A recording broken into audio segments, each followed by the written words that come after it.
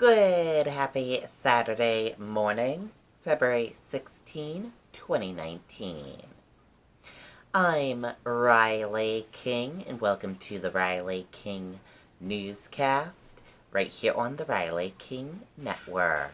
Let's begin. First up, suspicious death investigated in Madison.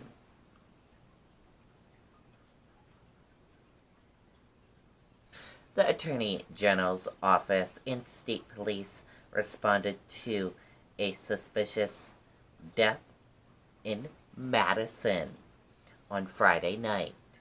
Officials announced the death in a press release. Several police vehicles were seen parked outside of a home on Birdful Drive through the night and into Saturday morning. Senior Assistant Attorney General Benjamin Adjit says the identity of the victim would likely be released before noon Saturday. It's unclear if any suspect were taken into custody.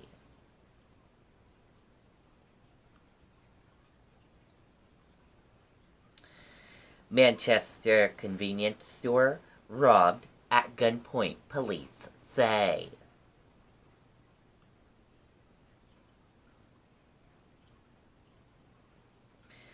Manchester police are looking for a man who robbed a city convenience store Friday night with a gun. Police said the man entered the 61 Market at 61 Maple Street about 6:45 p.m., threatened the clerk with a gun, and made off with an undisclosed amount of cash.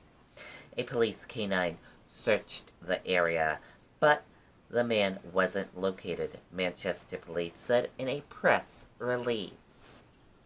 The man is described as a white between 5 feet 8 inches and 5 feet 10 inches, and in his 20s.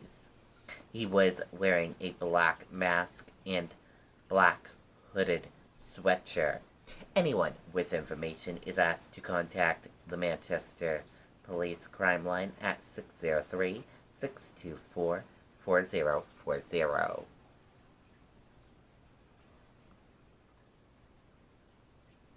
Republican William Weld announces launch of Presidential Exploratory Committee.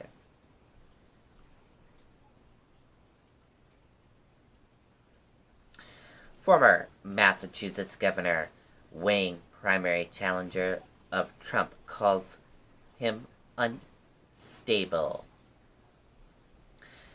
President Donald Trump may have a competitor for the 2020 Republican presidential nomination, hammering Trump as unstable, vindictive, and acting like a schoolyard bully. Former Massachusetts Governor William Weld announced Friday he has formed an exploratory committee as a first step toward an expected long-shot bid for a GOP's presidential nomination.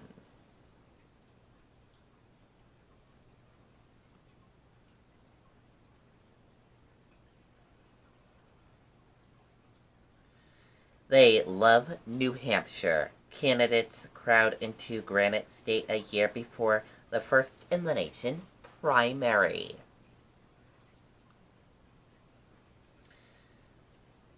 Seven Democrat candidates visit state during holiday weekend. 10 candidates over 11-day period. There's nearly a full year before the New Hampshire presidential primary is expected to be held, and yet Democrat candidates are crowding into the state as though it was just days away. The flood of hopeful candidates, the narrative in some national media that the New Hampshire's primaries influence in the presidential nomination process is fading, soon to be overshadowed by giant states such as California, Texas, which will hold their primaries 3 weeks after the February 11, 2020 unofficial tentative date of the Granite State contest.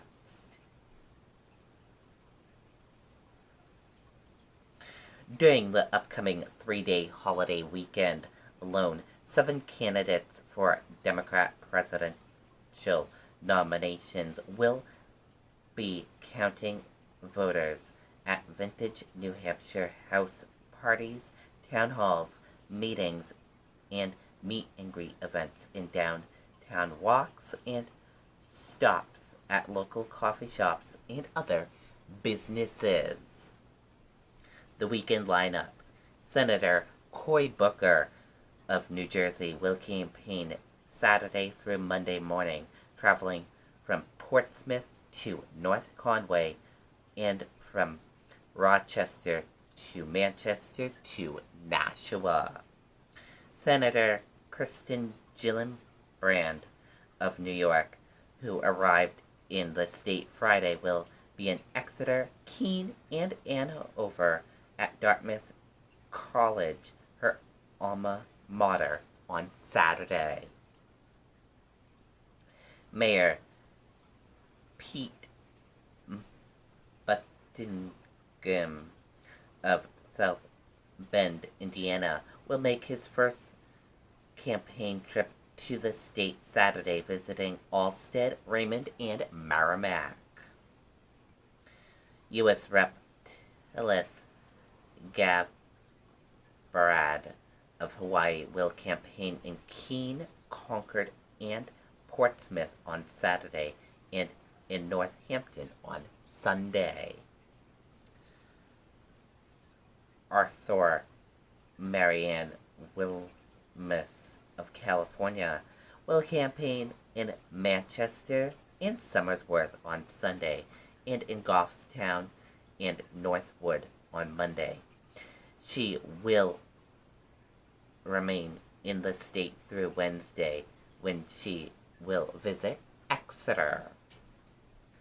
U.S. Senator Amy Klobuchar of Minnesota will visit Goffstown Village before holding a nationally televised town hall at St. Anselm College on Monday. Senate Kamala Harris of California will arrive on Monday to hold a town hall in Portsmouth. Her visit will spill over into the work week as she appears at Tuesday mornings at a political eggs and breakfast at St. Anselm College. Next week, U.S. Rep. Tim Ryan of Ohio will visit New Hampshire from Tuesday through Thursday, campaigning and holding meetings with voters and political leaders at the University of New Hampshire in Durham and Manchester, Nashua, and Portsmouth. And looking back over the past week, U.S. Rep. John Delaney campaigned in the state for 3 days, and former Colorado Governor John Hickenlooper for 2. That's 10 Democrat candidates over an 11-day period. Looking further ahead, Elizabeth Warren of Massachusetts will return February 22nd to speak to the New Hampshire Democratic Party 100 Club dinner in Manchester. Klobuchar will return next weekend with a schedule to be determined, and U.S. Rep. Eric Swalwell of California will be back in the state on February 25th for political eggs Also that week, businessman Andrew Yang of New York will return to New Hampshire. Not to be forgotten is Republican Bill Weld, the former Massachusetts governor, who announced in Bedford on Friday a formation of an exploratory committee to pursue the possibility of a GOP primary challenger to Donald Trump. Sullivan noted that besides the Democrat candidates' visits, campaigns are staffing up in the state. Warren, Gillenberg, and Delaney and Harris have hired staffers while several other candidates have local consultants. And we will keep you up to date on everything you need to know of all those candidates.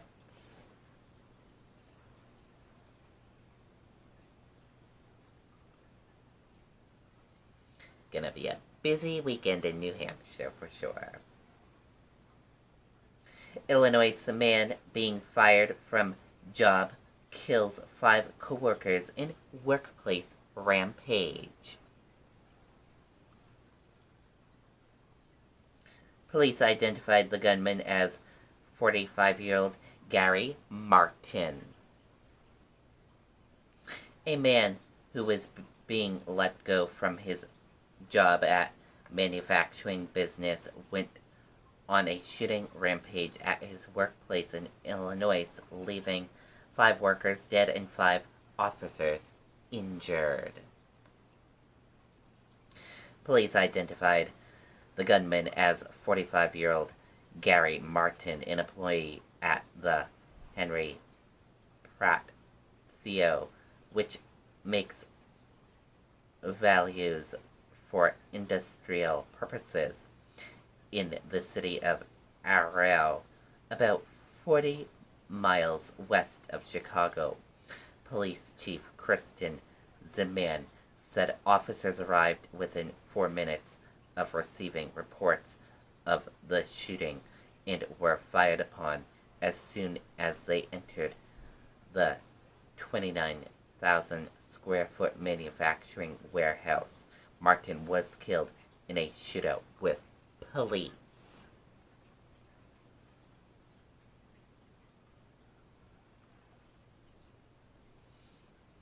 Dunkin' Donut worker performs CPR on man who collapsed at rest spot.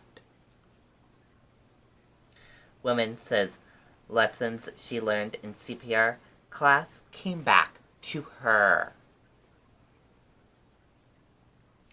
A Dunkin' Donuts employee helped save a man's life Wednesday morning when she performed CPR on him after he collapsed at a Candia rest spot. Surveillance video shows David Wood, 29, of Tennessee, collapsing in front of his truck. Another trucker saw what happened and called 911. A customer in the Dunkin's drive-thru told employees what happened, and April Marchant, 24, ran outside. She and 2 men pulled Wood out of the snow and onto a blanket. He had no pulse, and she performed CPR on him for several minutes before police arrived and took over. Wood was taken to the hospital and is recovering.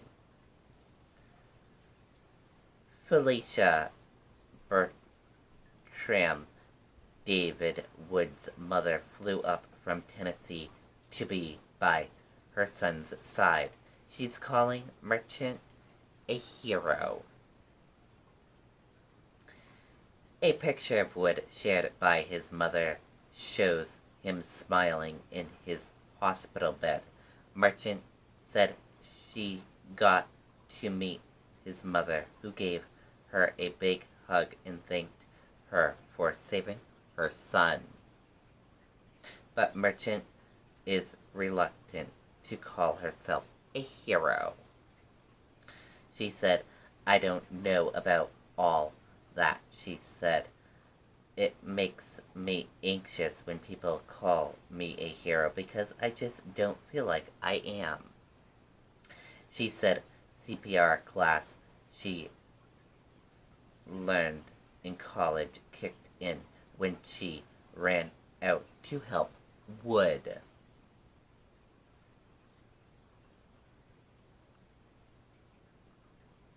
And what a happy ending there.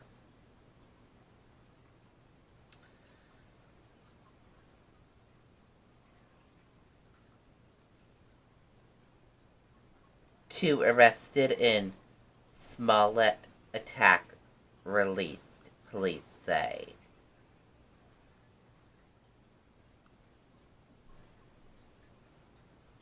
Two men arrested by Chicago police earlier this week in the alleged racial attack on Empire actress Jessie Smollett were released on Friday night.